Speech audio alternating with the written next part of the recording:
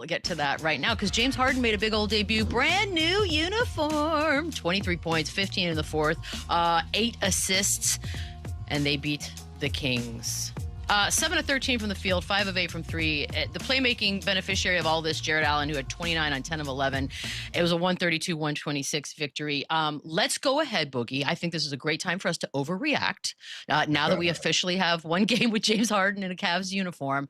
Ceiling-wise, and by the way, we would not be the only ones who overreacted. We talked about how the odds jumped up the minute the trade even happened. Now that we've actually seen it, are we looking at a contending team out there in the East?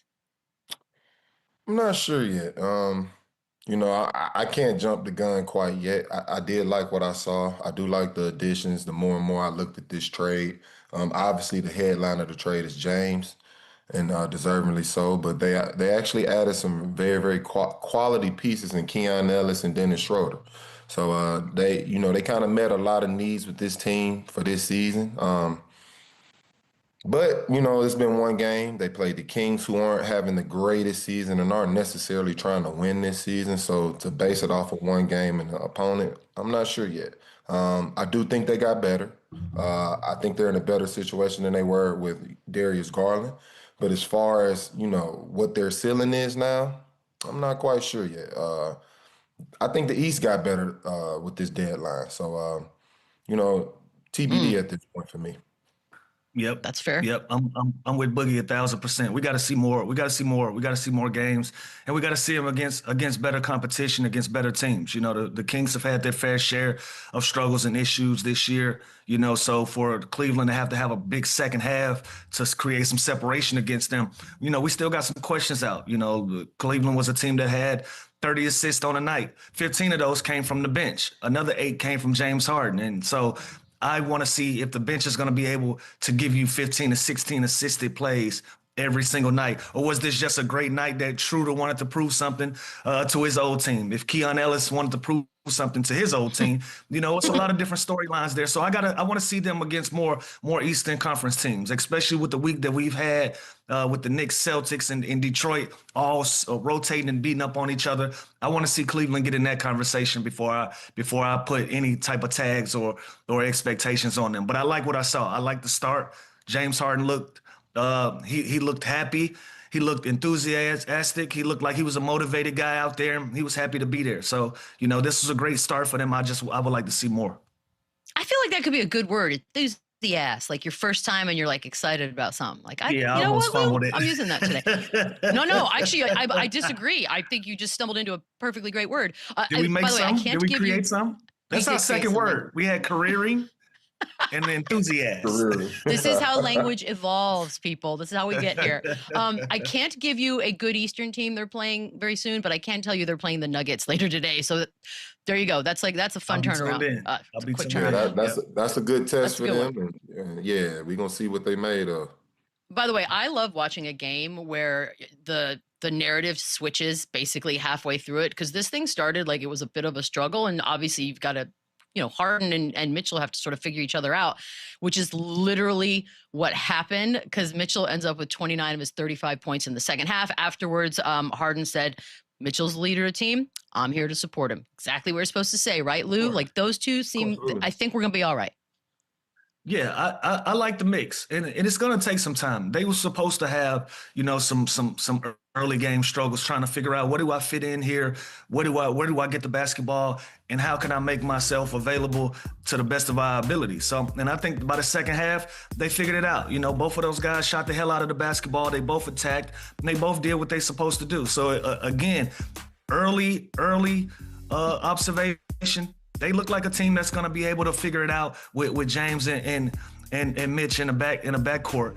But again, it was against the Kings, who's still trying to figure it out, who's still trying to get some type of winning ways about themselves. So I'm not overreacting on this. They got the Denver Nuggets later on today. That'll be a game that I tune into, but I just want to see them do it consistently. But so far, so good. One game in, Boogie.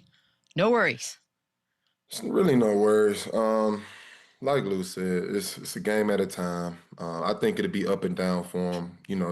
These two talents, and Donovan Mitchell and James Harden, trying to figure each other out and figure out each other's spots and weaknesses and things of that nature. That's, that's a lot easier said than done. And that's something that kind of gets ignored when these type of moves are made. People just expect it to work right away. So good first showing. I do feel they will hit some growing pains at some point in the season, but overall, I do think the Cleveland Cavaliers got better. Fair enough. After the trade deadline, Daryl Morey had some comments. I haven't heard from Daryl in a while. Here he is.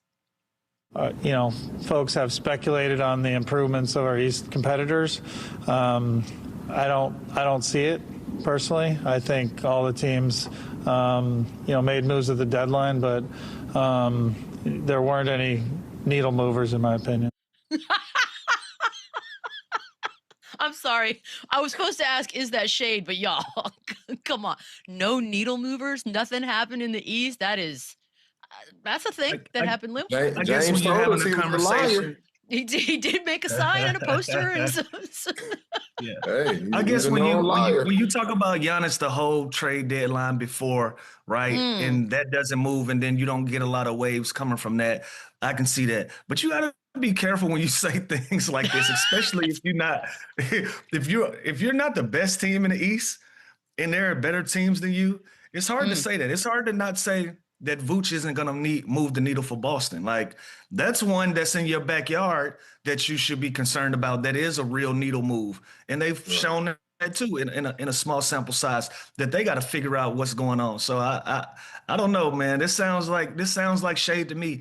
And it sounds like bulletin board material as well for other teams. So now you put a target on your back for your guys to go out there and perform when you already have Paul George out for a huge number of games, and you got Joel Embiid that's still kind of in and out of the lineup a little bit as far as that goes. So if I was Daryl Morey, I don't even know why I would say this. What are you doing? I mean, Daryl Morey is known for talking about. Did we not just talk about James Harden for 10 minutes in the East as well? Like, what is? By the way, what are you talking about? All of the odds changed when James Harden got traded. That's the actual literal needle moving. That's a needle moving. Right. But yes, you're right, Boogie. There's history here, specifically between these two gentlemen. So, and yeah, Daryl Morey, not afraid to say some stuff. I mean, obviously, he's talked out his ass in the past and got a pass for it. So I'm sure he knows he can say what he wants and not really look for a repercussion or backlash from it. It's been proven before. So this doesn't surprise me. This is honestly expected. But overall, he got to worry about his own team and make sure they're ready to play. Worrying about the rest of the East, that shouldn't be his concern at all. Worry about the Philly 76ers. Make sure they're improving. Make sure they're healthy. Worry about your own push. Worried about the rest of the East, that's silly and foolish. Yeah, I do appreciate the your sound. Your own all-star center said he was surprised that y'all didn't make moves. So you got to start in your locker room before you worry about anybody else's, man. I'm glad we got that. I'm glad we got that over the weekend. We do have some other